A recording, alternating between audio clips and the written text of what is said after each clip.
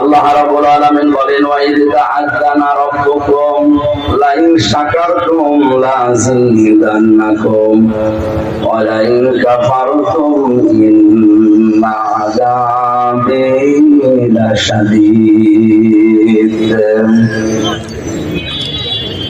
আয়াতে তাফসীর পড়তে গিয়ে আমি দেখেছি আল্লাহ পাক যেন নিজে মাইক হাতে নিয়ে নেমে পড়েছেন। ওয়া ইয তা'আযানা রাব্বুকুম, আল্লাহ নিজে আযান দিচ্ছেন, নিজে মাইক হাতে নিয়ে ঘোষণা দিচ্ছেন, যেন এভাবে বলছেন একটি এলান শোনো, একটি ঘোষণা। চেয়ারম্যানের পক্ষ থেকে যদি এই এলানটা দেওয়া হয়, ইউনিয়নের মানুষগুলো সচেতন হয়, কি বলছে শুনি। তামাম দুনিয়ার মালিক যিনি, তিনি সচেতন করছেন নিজে।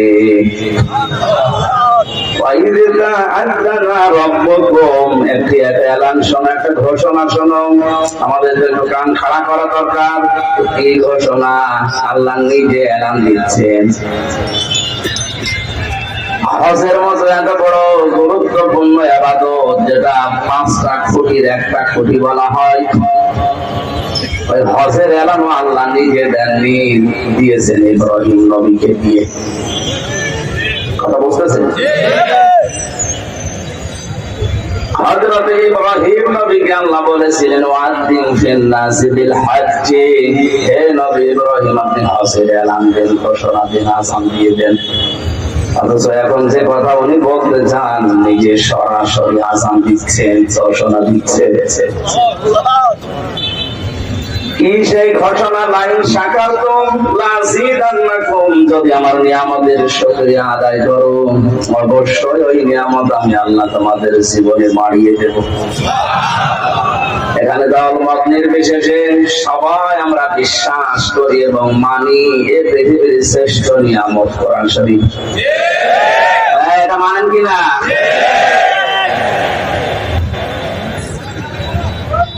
পৃথিবীর এই শ্রেষ্ঠ নিয়ামত পাওয়ার পরে আমরা শুকরিয়া আদায় যদি করি, এটা জীবনে আল্লাহ আরো বাড়িয়ে দেবেন। আর শুকরিয়া আদায় করবেন কি করে?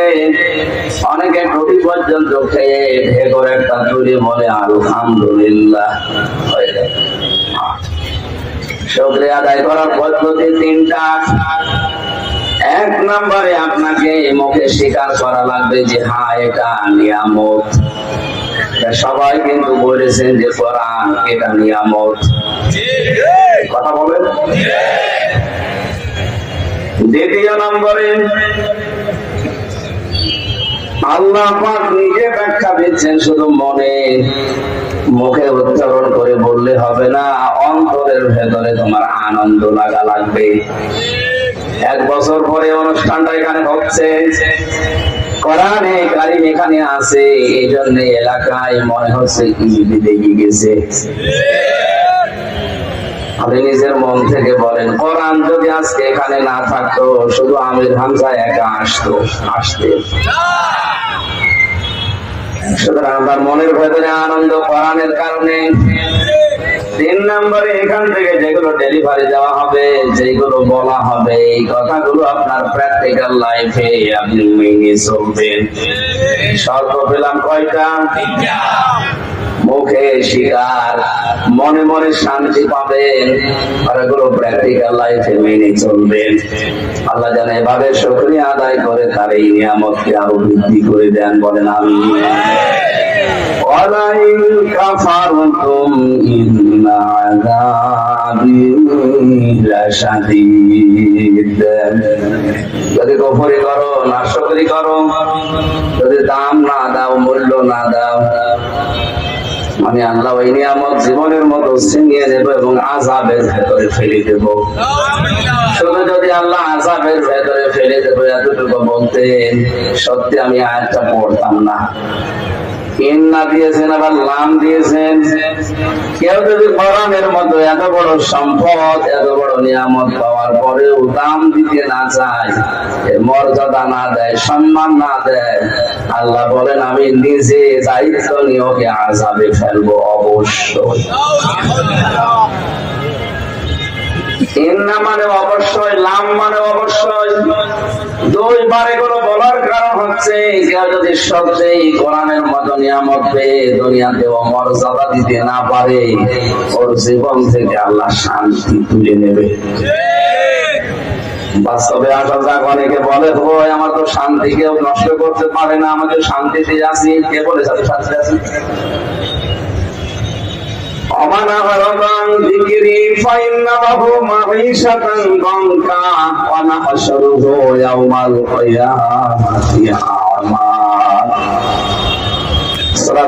ষোলো নম্বর পারা 19 নম্বর পৃষ্ঠা 13 নম্বর লাইনের 124 নম্বর আয়াতটা। কোন মানুষ যদি আল্লাহর জিকির, আল্লাহর কোরআন বাদ দিয়ে দুনিয়ার জীবন চালাতে থাকে, আল্লাহ পাক বলেন ওর জীবনের আয় উন্নতিতে কোনো পর্বত আমি আল্লাহ রাখি না, সব তুলিলে। চর্মচোখে হয়তো দেখে যে বহু টাকার মালিক হচ্ছে, বহু সম্মান তার বৃদ্ধি হচ্ছে, আল্লাহ পাক বলেন শান্তি, এটা আমি আল্লাহর নাম। সালাম কার নাম? সালাম কার নাম? এটা দেওয়ার একচ্ছত্র মালিকানা আল্লাহ। শান্তি দেওয়ার মালিক দুনিয়ায় আল্লাহ কাউকে বানাননি। যত উপকরণ আমরা দেখতে পাই, মনে করি এর ভেতরে শান্তি আছে। আল্লাহ পাক যদি ওটার ভেতর থেকে শান্তি তুলে নেয়, 24 তলা বিল্ডিং এর উপরে থেকে আপনি শান্তি পাবেন না। এটা কিনতে পাওয়া যায় না, এটা আল্লাহর পক্ষ থেকে আসে। এতটুকু আল্লাহ শেষ করেননি, এর পরের কথা আরো কঠিন। ওয়ানাহশুরুহু ইয়াউমাল কিয়ামাতি আমা। কিয়ামতের দিন এই লোকটা যখন উঠবে, ওর চোখ থাকবে না, বন্ধ হয়ে উঠবে। কথাটা শোনার পরে আমার কেমন মনে হচ্ছে, হয়তো কিয়ামতে আমি নিজেও ওরকম অন্ধ যদি হয়ে উঠি, ডাকতে যদি বলি মহান মালিক, ক্বালা রাব্বি লিমা হাশারতানি আ'মা ওয়া ক্বাদ কুনতু বাসীরা। আমার তো চোখ ছিল, কেন আজকে আমাকে অন্ধ করে তুললে? আল্লাহ পাক ওই সময় ধমক দিয়ে বলবে, ক্বালা কাযালিকা তাতকা আয়াতুনা ফানাসিতাহা ওয়া কাযালিকাল ইয়াউমা তুনসা। এই হামজার কাছে আমার আয়াতগুলো এভাবে গিয়েছিল, আমার বিধানের কথাগুলো এভাবে তোকে শোনানো হয়েছিল। শোনার পরে, জানার পরে যেভাবে না জানার ভান করেছিলে, যেভাবে ভুলে গিয়েছিলে, আজকের এই কঠিন কিয়ামতে আমি আল্লাহ নিজেই করে ভুলে গেলাম। তাফসীরের ভেতরে সবচেয়ে মারাত্মক কথা এটা। মুফাসসির লিখেছেন কিয়ামতের দিন আল্লাহ ঘোষণা দেবেন, হামজা নামে যে আমার একটা বান্দা ছিল, আসিয়া নামে আমার একটা বান্দি ছিল, কোনদিন আমার এই কুদরতের জবানে আর কোনদিন তোর নাম উচ্চারণ করবো না। কথাটা কত মারাত্মক আপনি টের পাচ্ছেন?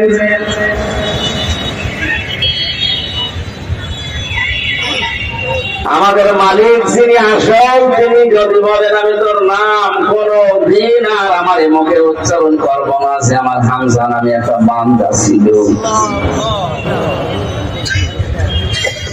এখানে নিয়ে আমাদের শুকরিয়া আদায় করা দরকার।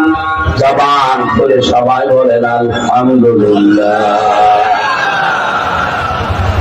কোরআন কি করে উপস্থাপন করা লাগে মানুষের সামনে, এটা তো আর গানের অনুষ্ঠান না যেভাবে সেভাবে শুরু করলাম। কিভাবে কোরআন মানুষের সামনে আপনি উপস্থাপন করবেন, বর্ণনা করবেন, সেই পদ্ধতি আল্লাহ শিখিয়েছেন। ১৫০০ বছর আগে আল্লাহ আমাদেরকে শিখিয়েছেন যে এইভাবে আমার কোরআন আমার বান্দা বান্দীদের সামনে উপস্থাপন করবা, এর পদ্ধতি এইটা। কিতাবুন উনজিলা ইলাইকা ফালা ইয়াকুন ফি সাদরিকা হারাজুম মিনহু লিতুনযিরা বিহি ওয়া যিকরা লিল মুমিনিন। সূরা আরাফের 2 নম্বর আয়াতে আল্লাহ বলেন একটা কিতাব, হে নবী আপনাকে আমি এটা দিলাম, শুধু সমা খাবেন আর মাথার উপরে রেখে দেবেন। এই জবাব দিলেন না? শুধু সমা খাওয়ার জন্য আর মাথার উপরে রাখার জন্য। কেন দিলাম এটা?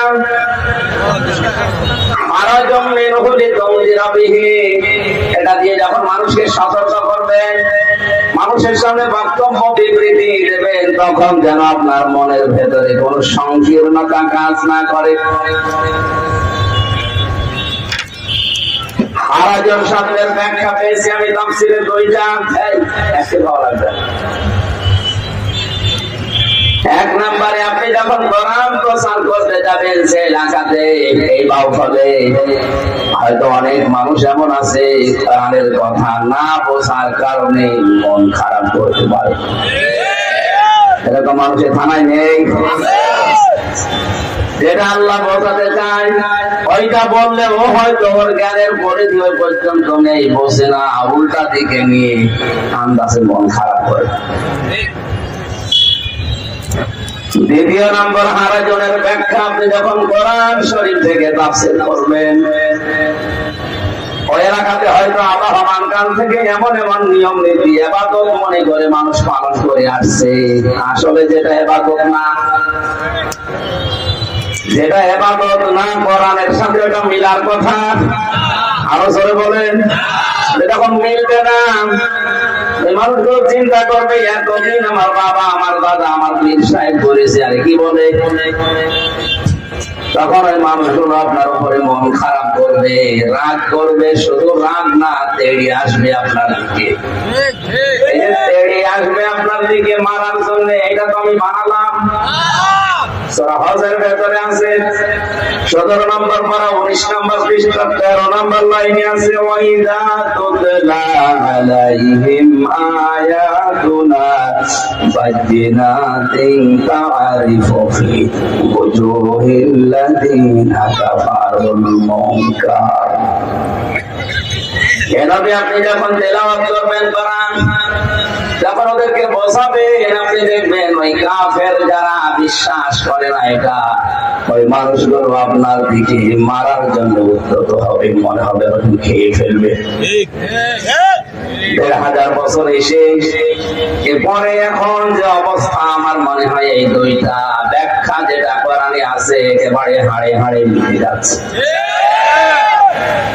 অধিকাংশ জেলায় গেলেই না বুঝে আন্দাজে বলো হুজুর রাজনীতি।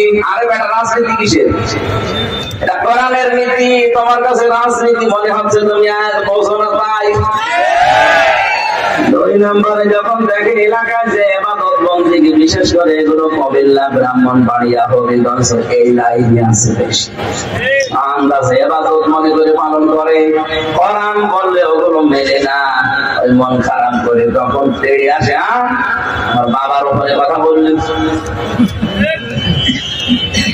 এই জন্য নবীকে হারাজন দিয়েছে, আপনার মনের ভেতরে কোন সংকীর্ণতা, সংশয়, সন্দেহ, দ্বিধা, দ্বন্দ্ব এগুলো যেন কাজ না করে। আপনি ওপেন ভাবে কোরআনের কথাগুলো বলবেন, এটা ওপেন করার চেষ্টা চালাবেন। এবারে আলেম আছে না, এবার তাদেরকে বলছে মান ক্বারাআল কুরআনা, যে ব্যক্তি কোরআন পড়ে, ফাসতাজহারাহু, এবং কোরআনকে ইজহার করে। ইজহার মানে কি? শুধু প্রকাশ করা না, ইজহারের 99টা অর্থ আছে। ইজহার মানে প্রকাশ করা, ইজহার মানে দাঁড় করানো, ইজহার মানে কায়েম করা। যে ব্যক্তি কোরআন পড়ে এবং কোরআনকে দাঁড় করানোর জন্য, কায়েম করার জন্য, প্রতিষ্ঠা করার জন্য চেষ্টা চালিয়েছে, আল্লাহ লাহু, আর কোরআন যখন দাঁড় হবে, প্রতিষ্ঠা হবে, কায়েম হয়ে যাবে, তখন এই কোরআনের যে হালাল গুলো আছে, হালাল গুলো আঁকড়িয়ে ধরবে। হারামা হারামাহু, এর ভেতরে যে হারাম গুলো আছে, নিষিদ্ধ, এগুলো ছেড়ে দেবে। আদখালাহুল্লাহুল জান্নাত, আল্লাহর নবী বলেন আল্লাহ নিজে তাকে দায়িত্ব নিয়ে জান্নাতে প্রবেশ করাবে না করিয়েছে। এটা মাঝির শব্দ, অতীতের শব্দ, আদখালাহুল্লাহুল জান্নাহ, আল্লাহ নিজে তাকে জান্নাতে প্রবেশ করিয়ে দিয়েছে। তার মানে কি, কোরআন যদি এজহার করার জন্য আপনি চেষ্টা চালান, এতদিন পর্যন্ত শুধু এজহারের ব্যাখ্যা মনে করে প্রকাশ করা, ওপেন করা না, এজহার মানে দাঁড় করানো, প্রতিষ্ঠা করা, কায়েম করা।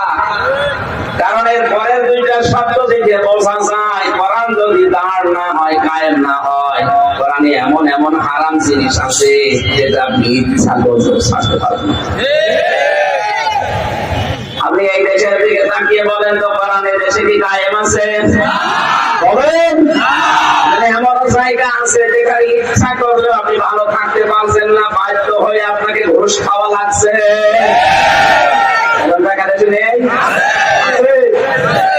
এই গাড়িটা আমার এই পটুয়াখালী বাউফল থেকে যদি কুষ্টিয়া পর্যন্ত নিয়ে যায়, কমপক্ষে 4 থেকে 5 জায়গায় আল্লাহর ওলিরা বলবে হুজুর দোয়া চাই। আমি যদি বলি হুজুর দোয়া করে আসলাম, না আছে দোয়া নিয়ে আসবেন, দোয়া দিয়ে যান।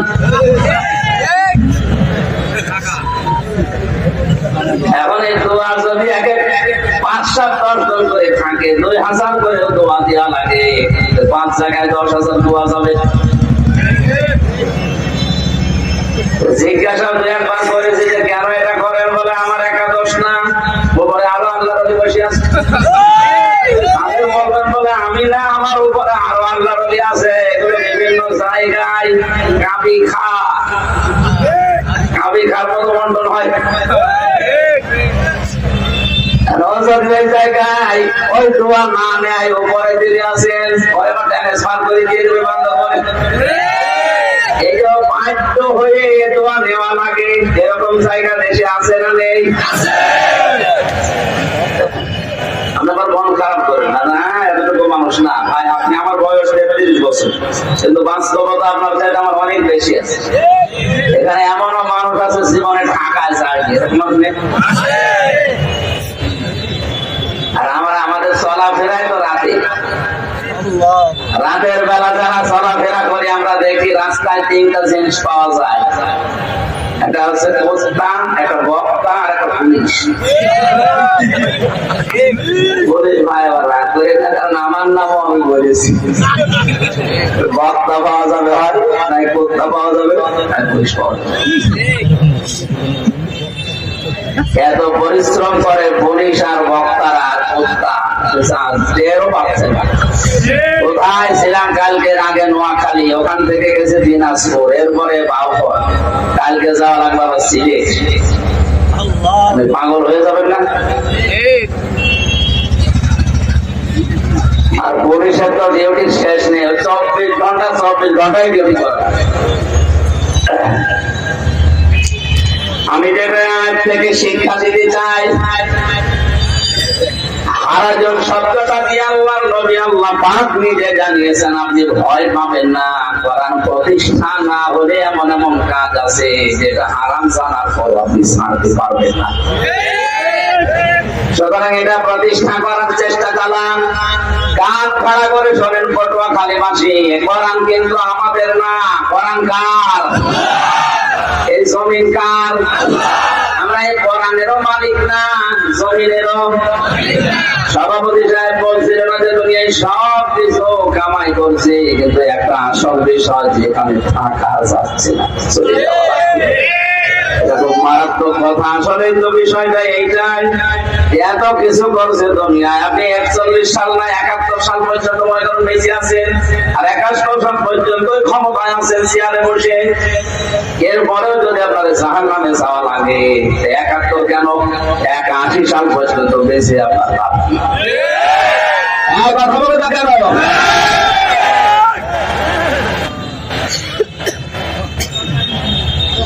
জীবনের আসল মানেটা আমরা অনেকে আজও জানি না।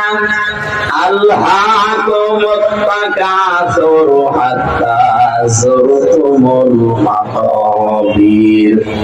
আল্লাহ পাক বলেন দুনিয়ার সবাই বেশি বেশি পাওয়ার জন্য মহাবন্ধ হয়ে গেছে, যতক্ষণ পর্যন্ত কবরে না যাবে ততক্ষণ ওই ঘোর কাটবে না। আমরা একটা ঘোরের ভেতরে আছি, এই ডুবোজানের ভেতরে পড়ে আছি, এটা কাটছে না যতক্ষণ কবরের মাটি বেরিয়ে না যাবে। ওখানে যাওয়ার আগে পরিবর্তন হয়। আমি এখানে আজকে ফজরের নামাজ পড়েছি, একটা কবরে নিয়ে গিয়েছিলাম, আর এই কবরস্থানে যেয়ে দেখলাম নীরব পড়ে আছে সব। এই শহরে কত কোলাহল, আর ওই শহরে কোনো আওয়াজ নেই, অথচ ওখানে যারা পড়ে আছে ওরা আমাদের চাইতে বেশি দাপট ছিল। এখন আর নড়াচড়া নেই। এই জন্য দোয়া করার সময় বলেছি, মহান আল্লাহ এই নীরব শহরে আজ কত মাস্তান নীরব হয়ে পড়ে আছে, আমাদেরকে এই নীরব শহরে আসার আগে সামানা চড়া তৌফিক দাও। সময় পেলে সুযোগ হলে কবরে যাবেন, কবর জিয়ারত করার সুন্নাহ। এটা মরণের কথা স্মরণ করিয়ে দেয়, দুনিয়ার জীবনকে আস্তে আস্তে ভুলিয়ে আখিরাতমুখী করে। নবীজির প্রতিটা কাজ, প্রতিটা কর্ম বিজ্ঞান সম্মত, আখিরাতের আখিরাত ভিত্তিক। যেটাই করবেন ওটা আখিরাতের দিকে চলে যাবে। কবর জিয়ারত এমনি করতে বলে না, অবশ্যই এর ভেতরে কোনো সিগনিফিকেন্স আছে। এটা তাই যে আপনাকে দুনিয়ার এই জীবনের স্বাদ আস্তে আস্তে ভুলিয়ে দেবে। সময় পেরিয়েছে, সূরা ফাতিহা, সূরা ইখলাস, সূরা তাকাসুর যেটা পড়ছিলাম, এটা পড়ে একটু চোখের পানি যদি ফেলতে পারেন আর মনে মনে কাঁদতে পারেন, আল্লাহ আমার মা আমার বাবা শুয়ে আছে, দয়া করে মাফ করে দাও, আপনার জীবনও আস্তে আস্তে পাপ ছেড়ে যাওয়া সহজ হবে। আমার আয়াতের মূল বক্তব্য ছিল, আমরা যেন কোরআনে কারীমকে দাঁড় করাতে পারি, কারণ জমিনও আমার না, কোরআনও আমার না, আমরা হচ্ছে কোরআনের কামলা। খাবেন আমরা লেবার, মরিচ, পাট যাই বলেন, আমাদের খেদমতগার, আমাদের মালিক না, যে মালিক হয়ে আমরা বসে আছি। আমরা সবাই এখানে কোরআনের কি খাবেন, বলেন বলেন, কি বুঝলেন এই শব্দ দ্বারা? হুমায়ুন কবির সাহেব এই জমিটা ওনার নিজের, আমাদের মতো 10 জন মানুষকে নিয়েছে লেবার। এখানে আপনারা ধান লাগান, আমরা ধান লাগান আরম্ভ করলাম, বিকাল 5টায় উনি আমাদের বেতন দিয়ে দেবেন। কয়টায়? বিকাল 5টা বাজতে মাত্র 10 মিনিট বাকি আছে। 10-12 জন মস্তান মোটরসাইকেল নিয়ে এসে বসাই, এ ধান তুলে ফেলো, এ ধান এখানে লাগানো যাবে না। আমরা যারা আছি, আমরা যারা লেবার, আমরা যারা কামলা দিয়ে খাই, আমরা বলবো ভাই আপনি ধান তুলে ফেলবেন, কোনো অসুবিধা নেই, কারণ ধান আমাদের না, এই জমি আমাদের না, হুমায়ুন কবির সাহেবের। কিন্তু ধান তুলতে হলে আপনি 10 মিনিট পরে তোলেন, আগে বেতনটা নিয়ে নিন, বেতন আগে নেই, এরপর আপনি বিকাল 5টার পরে ধান তুলবেন, এখানে চাষ করবেন নাঙ্গল দিয়ে, আমাদের দেখার দরকার নেই, কারণ আমরা আছি বেতনের ধান্দায়। এরপরও যদি মস্তানরা বলে না এটা এক্ষুনি তুলে ফেলবো, আমাদের বেতন নেওয়ার জন্য তাদেরকে বাধা দেওয়ার তখন দরকার নেই। কথা বলছেন, বাধা দিতে গিয়ে যদি হাঁটাহাঁটি হয়, বলেন, যদি গালাগালি করা লাগে, চড় মারা লাগে, যদি মেরে ফেলা লাগে, কারণ কি আমার বেতন দরকার। অথচ যার জন্য আমি মারামারি করছি, ওই ধান কি আমার, ওই জমিন আমার, মারামারি করছি কেন? বেতনের জন্য না হলে বাড়িতে এসে আমি ছেলে মেয়ে খাবো কি? আমাদের আসল বেতনের নাম জান্নাত। বিকাল 5টা মানে জীবনের শেষ দিন। কথা বলুন, এইটাই আমরা কোরআন পড়ে বুঝি, জীবনের শেষ দিন পর্যন্ত কোরআনে কারীম দাঁড় করানোর জন্য, কায়েম করার জন্য, প্রতিষ্ঠা করার জন্য চেষ্টা চালাবো। এর ভেতরে যদি কেউ এসে বাধা দেয়, তুলে ফেলতে চায় কোরআনকে, মারামারি যদি করা লাগে, হাতাহাতি করা লাগে, চড় দেওয়া লাগে, মেরে ফেলা লাগে, কোনো অসুবিধা নেই, কারণ আমার বেতন দরকার।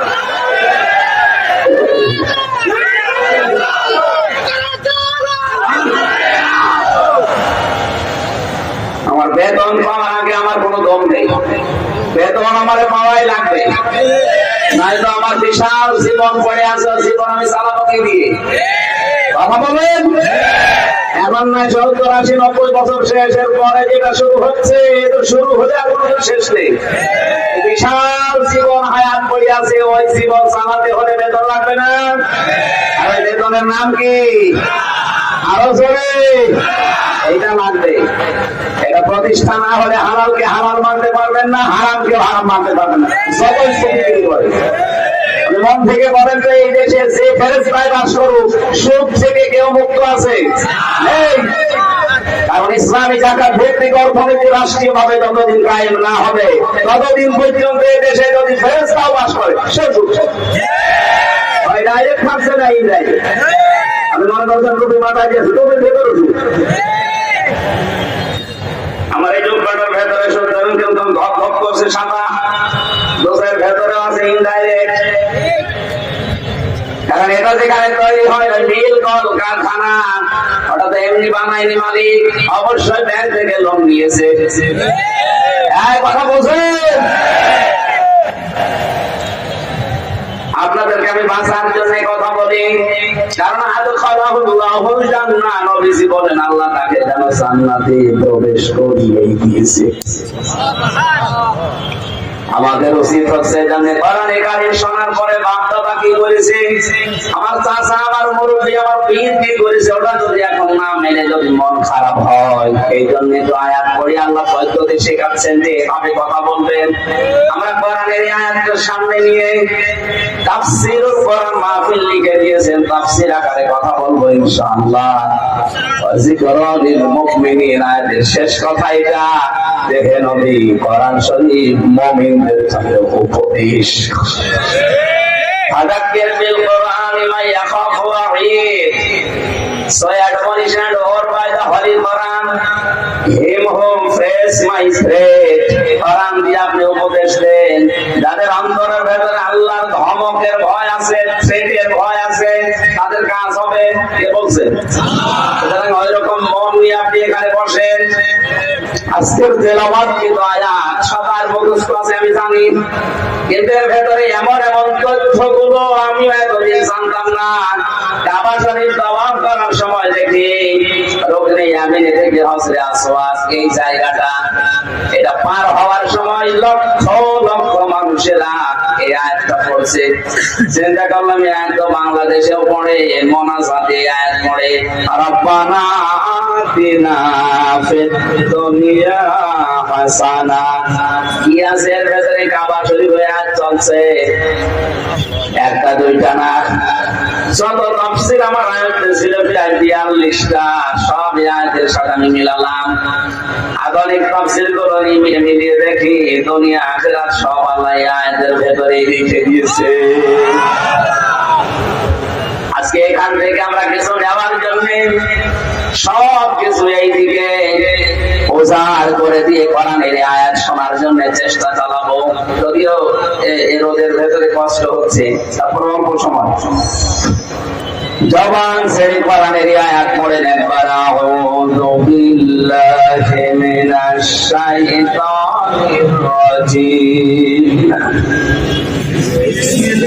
বিসমিল্লাহির রহমানির রহিম।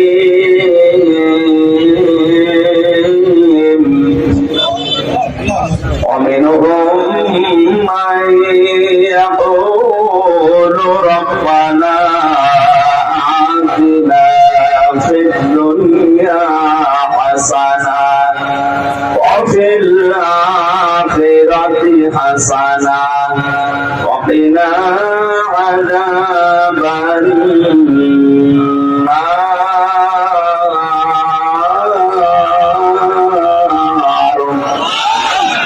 সূরা বাকারা 201 নম্বর আয়াত। কোরআনে কারীমের সূরা ফাতিহার পরে প্রথম সূরা এটা। বাকারা মানে গাভী, বকনা, গরু। আল্লাহ পাক গরু মার্কা একটা সূরা দিয়ে জানিয়েছেন, প্রবেশ করো যারা গরুর চরিত্র নিয়ে দুনিয়ায় আসো, মিনাল জিন্নাতি ওয়ান নাস, মানুষ হয়ে তোমরা বের হও। তার মানে কোরআনের কাছে না আসলে মানুষ মানুষ হয় না। গৌরবার্তার চরিত্র আমাদের আছে, এটা সংশোধন করার জন্য কোরআনে কারীম লাগবে। বিশ্ব নবীকে আল্লাহ যেদিন প্রথম ওহী দান করেন, ওদিন জিবরাইল 3 বার নবীকে বলেছিলেন ইকরা পড়েন। নবীকে বলেছেন না আমি পড়তে পারি না, এই কথা জানেন না? 3 বার তিনি বলেছিলেন না আমি পড়তে পারি না, মা না বিকারি। চতুর্থবার যখন বুকে চাপ দিয়ে বললেন ইকরা বিইসমি রাব্বিকাল্লাযী খালাক, পড়েন আপনার রবের নামে যিনি আপনাকে বানিয়েছেন। বিশ্ব নবী এবার জিবরাইলের সাথে 5টা আয়াত পর পর পড়েছিলেন। ভালো করে শুনবেন, 5 আয়াত পর পর পড়ে জিবরাইল বলেন, হে নবী আপনি এতক্ষণ বারবার বললাম পড়লেন না, এখন পড়ছেন কোন কারণে? নবীজি বলেন, ফেরেশতা তুমি এতক্ষণ বলছিলেন পড়েন পড়েন, কি পড়বো আমি? পড়বোটা কি? যখন